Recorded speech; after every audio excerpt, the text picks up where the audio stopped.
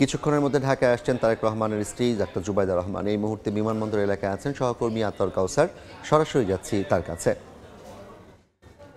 বহনকারী যে বিমানটি, সেই বিমানটি আর মিনিট খানেকের মধ্যেই হযরত শাহজালাল আন্তর্জাতিক বিমানবন্দরে ল্যান্ড করবে। আমি একটু দেখাতে চাই, এই মুহূর্তে একটি বিমান অ্যাপ্রোচে আছে হযরত শাহজালাল আন্তর্জাতিক বিমানবন্দরের। এই বিমানটি সৌদি এয়ারলাইন্সের একটি বিমান।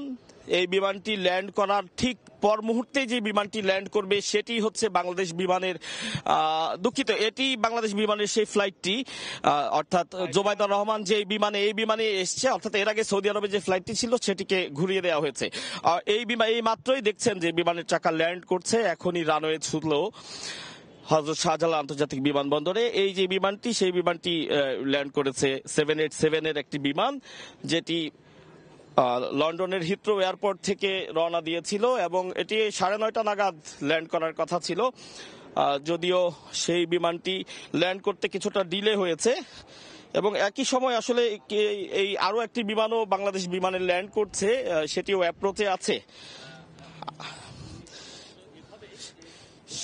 অ্যাপ্রোচে আছে। অর্থাৎ পরপর বাংলাদেশ বিমানের দুটো বিমান ল্যান্ড করছে।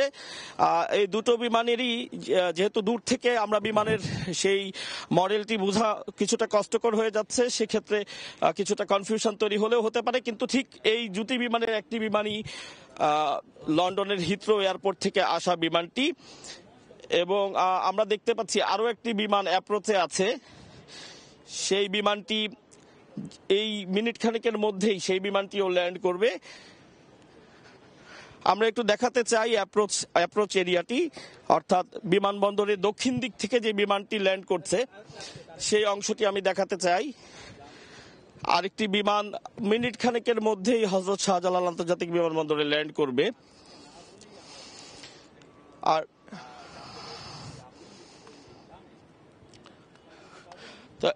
এই বিমানটি ল্যান্ড করার কথা ছিল সকাল 9:30 নাগাদ, এবং সেই বিমানটি আমরা শুরু থেকে দেখেছি যে কিছুটা ডিলে দেখাচ্ছিল। যদিও সর্বপ্রথম ডিলে দেখিয়েছে যে বেলা 11টা বেজে যাবে এই বিমানটি ল্যান্ড করতে করতে, পরবর্তীতে সেটি রিকভার করেছে।